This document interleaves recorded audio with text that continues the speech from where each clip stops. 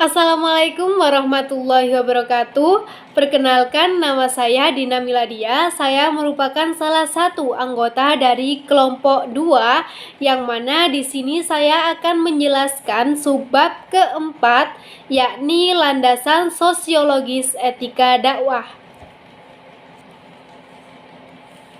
Landasan sosiologis merupakan suatu pertimbangan yang dibuat untuk menggambarkan bahwa peraturan yang dibentuk itu untuk memenuhi kebutuhan masyarakat dalam berbagai aspek, yang mana peraturan ini dibuat dengan tujuan memenuhi kebutuhan masyarakat dan negara. Sedangkan dakwah sendiri yaitu segala bentuk aktivitas penyampaian ajaran agama Islam kepada orang lain dengan berbagai cara yang bijaksana sesuai dengan ajaran agama Islam, tanpa ada suatu paksaan, dengan tujuan agar terciptanya individu maupun masyarakat yang menghayati dan mengamalkan ajaran agama Islam di dalam kehidupan bermasyarakat.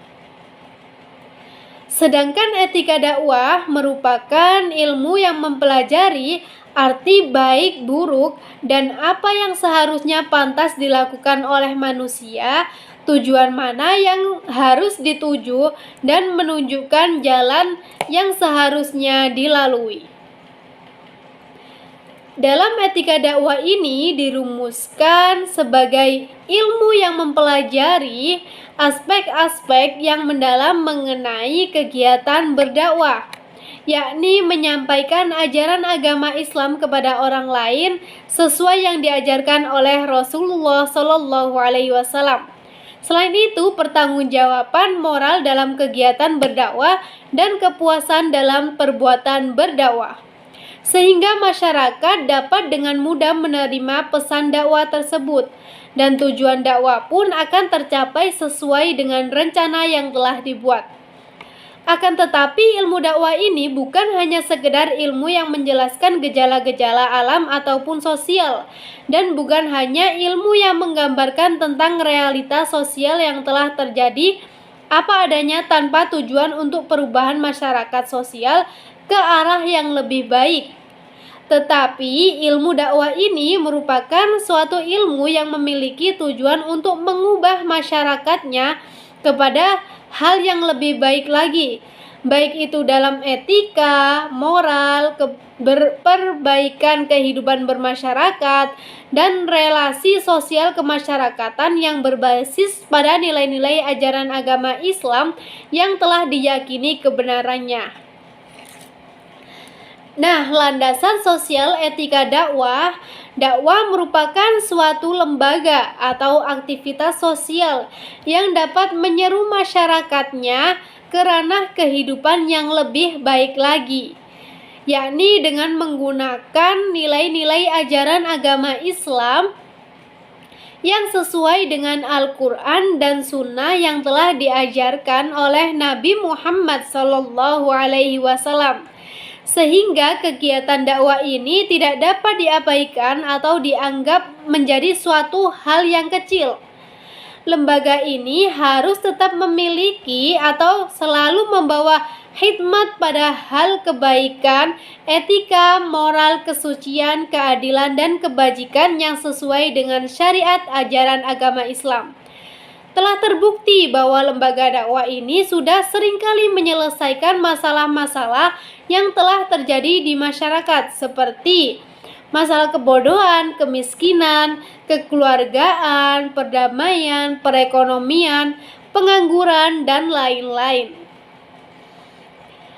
Dakwah dalam pandangan sosiologi yakni sebagai sebuah tindakan sosial yang mana nilainya menjadi sesuatu bagian yang melembaga dan dapat mempengaruhi dari masyarakat dakwah, yang mana nilai-nilai dakwah tersebut menjadi sesuatu yang dihormati, dipahami, dan ditaati. Akan tetapi, suatu nilai tersebut tidak akan dapat dikatakan ke dalam realitas sosial tanpa adanya agent of socialization yang berperan aktif untuk mentransformasikan atau merubah nilai-nilai tersebut ke dalam masyarakat Oleh karena itu, nilai dakwah harus dapat disampaikan kepada masyarakat, yakni dengan tindakan dan interaksi yang pastinya selalu mengedepankan etika dakwah yang baik, sehingga menghasilkan kondisi dan tatanan yang baru yang lebih baik dalam masyarakat, atau biasa disebut dengan mobilisasi. Dalam sosiologi dakwah ini tidak hanya melihat normatifnya dakwah, tetapi juga melihat dakwah dalam dinamika sosial masyarakatnya. Seperti halnya bagaimana dakwah tetap dapat berperan aktif dalam proses penyadaran masyarakat untuk kembali kepada fitrahnya. Dakwah pada masa kini yakni dengan memanfaatkan media sosial sehingga yang menyebarkan kegiatan baik yang dapat mendobrak kerangka berpikir dan bertindak masyarakat agar dapat memperbaiki diri maupun keluarganya agar tetap mengamalkan dan menghayati nilai-nilai ajaran agama Islam yang sesuai dengan syariat agama Islam. Nah, pemahaman dakwah terhadap masyarakat sosial kini harus bermetamorfosa kepada kekomprehensifan nilai-nilai ajaran agama Islam, yakni dengan tujuan sebagai wujud rahmatan lil alamin. Artinya, dakwah harus masuk ke semua lapisan masyarakat, baik tingkat mikro, yaitu dalam tingkat interaksi antara individu dengan masyarakat, dan tingkat meso, yakni berupa tingkatan antara berbagai hubungan kelompok dengan masyarakat, dan yang terakhir tingkat makro, yaitu pada tatanan struktural. Dakwah harus dapat menginternalisasikan diri masyarakat untuk naik ke jenjang yang lebih besar, yaitu tatanan struktural. Artinya, kegiatan dakwah itu bukan hanya sekedar tablik, akan tetapi dakwah itu harus masuk ke ranah politik. Artinya dakwah harus ada di lingkungan pemerintahan, yang pada akhirnya dakwah juga harus hadir ke dalam kedaulatan negara. Ketika dakwah telah tersistematis, maka kegiatan dakwah kita akan menghasilkan keseimbangan antara dunia dan juga akhirat. Keseimbangan terwujud karena adanya kerja yang baik sehingga terbentuknya budaya yang baru. Akan tetapi, dalam hal ini tidak sedikit pun meninggalkan budaya yang lama. Dalam artian, dakwah menyemburkan nilai-nilai ajaran agama Islam yang berkembang tersebut menjadi satu kesatuan nilai. Ada nilai yang tumbuh dan berkembang di masyarakat transendental atau kerohanian yang normatif. Oleh karena itu, masyarakat telah tersentuh dengan nilai ajaran agama Islam tidak akan berpikir bahwa dikatakan beragama yang taat yakni di saat memakai sorban kesana kemari. Dikatakan sebagai hamba yang taat ketika telah memakai jubah di setiap harinya, dan lain-lain. Nah, wujud hamba yang religius itu tidak dilihat dari simbol-simbol umum yang melekat pada diri seseorang muslim, akan tetapi terbukti dari helaian nafas, sikap, etika, pandangan atau pola pikir, dan di setiap tindakan yang telah dibuat oleh orang tersebut. Nah, disinilah dakwah bermakna sebagai central of culture, yang mana dakwah berbudaya menghasilkan kebudayaan, dakwah bermoral menghasilkan moral, dan dakwah bernilai menghasilkan nilai.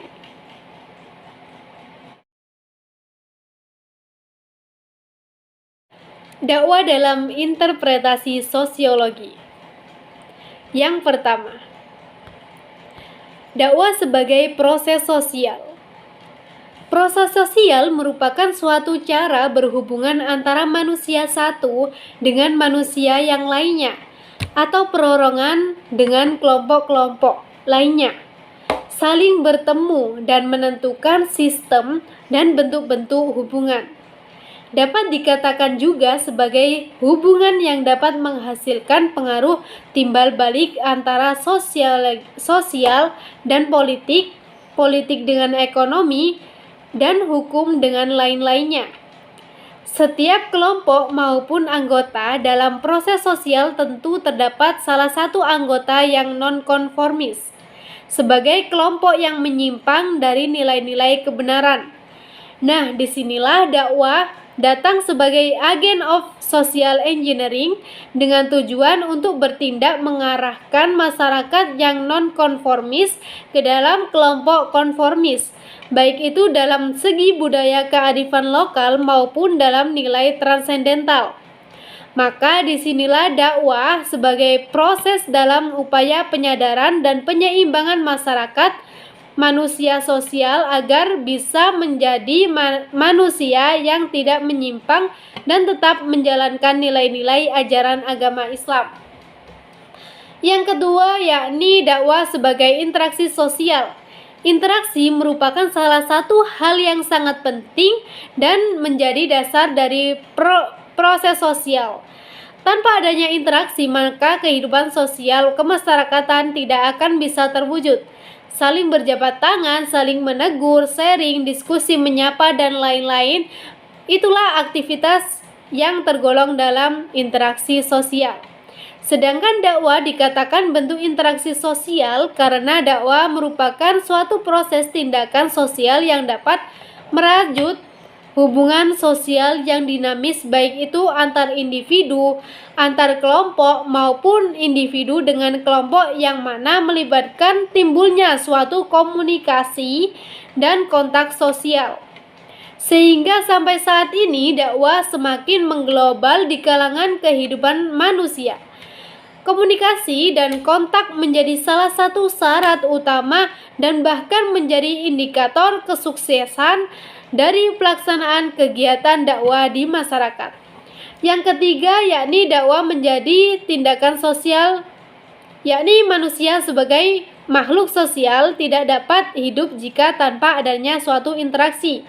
Interaksi sendiri yaitu kebutuhan sosial yang dapat menimbulkan kesan di dalam pikiran orang sehingga kemudian menentukan tindakan apa yang akan dan harus dilakukan. Tindakan sosial dalam dakwah sendiri dimaknai sebagai aksi karena dapat memberi pengaruh yang signifikan terhadap masyarakat. Dakwah sebagai tindakan sosial di sini memiliki tanggung jawab yang sangat penting sebagai perwujudan tugas yang mulia dari Tuhan untuk merealisasikan apa yang diinginkan terhadap masyarakat untuk mewujudkan nilai-nilai ajaran agama Islam yang sebenarnya. Yang keempat yakni dakwah sebagai mobilitas sosial. Dakwah sebagai mobilitas sosial yakni perannya sebagai mobilisator untuk memindahkan status individu maupun masyarakatnya dari tingkat yang rendah ke tingkat yang lebih tinggi.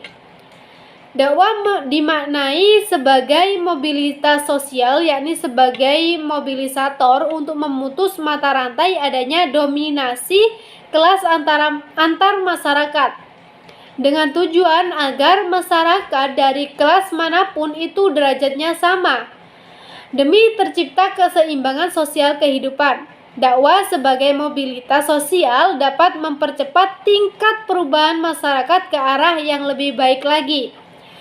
Hal ini dapat bergerak lebih cepat jika diimbangi dengan kualitas SDM. Oleh karena itu, hal ini sangat perlu untuk meningkatkan kualitas dari dakwah maupun pelaksana dakwah, yakni dai. Yang kelima yakni dakwah dalam dinamika sosial. Dinamika sosial memiliki arti bahwa manusia dan masyarakat selalu mengalami perkembangan dan perubahan, baik itu secara cepat maupun lambat. Oleh karena itu, dalam kelompok masyarakat pasti terdapat juga suatu keniscayaan dalam perubahan dan perkembangan. Karena basis dasar dari manusia sendiri memiliki sifat yang selalu berubah tanpa adanya kepuasan. Dengan hal ini, maka dakwah hadir diharapkan dapat menjadi hati dari problem solver terhadap perubahan dan perkembangan yang telah terjadi di lingkungan masyarakat. Yang keenam, yakni dakwah sebagai sistem sosial. Sistem sosial sendiri diartikan sebagai interdependensi atau hubungan yang saling berkaitan, berinteraksi, dan saling ketergantungan antara komponen atau bagian dan proses pengatur hubungan antar yang satu dengan yang lainnya. Dakwah di sini dimaksud sebagai sistem sebuah keterpaduan dari berbagai unsur yang mendukung terjalinnya kegiatan aktivitas berdakwah. Dalam sistem masyarakat dakwah terdapat unsur keterkaitan yang tidak dapat dipisahkan satu sama lainnya, yang mana dakwah berkaitan dengan elemen masyarakat. Dalam artian dakwah sebagai bentuk interpretasi kerja manusia dan ditujukan untuk manusia yang terdapat dalam lingkungan masyarakat yang dilengkapi dengan nilai dan moral. Dan yang terakhir, yang ketujuh, dakwah sebagai lembaga sosial. Nah, lembaga sosial di sini diartikan sebagai seluruh sistem yang terbentuk berdasarkan tujuan dan fungsi tertentu dalam suatu masyarakat. Menurut sudut pandang dakwah, lembaga sosial dapat diartikan sebagai sistem nilai yang diketahui, dimengerti, ditaati, dan dihargai oleh manusia masyarakat sosial dakwah. Yang mana nilai-nilai dakwah sebagai sistem yang berada pada masyarakat berdasarkan fungsinya sebagai khalifah. Dengan adanya manusia, yakni untuk mentransfer nilai-nilai ajaran agama Islam untuk diamalkan ke dalam kehidupan bermasyarakat. Sekian, terima kasih. Apabila ada kesalahan kata, mohon dimaafkan. Wassalamualaikum warahmatullahi wabarakatuh.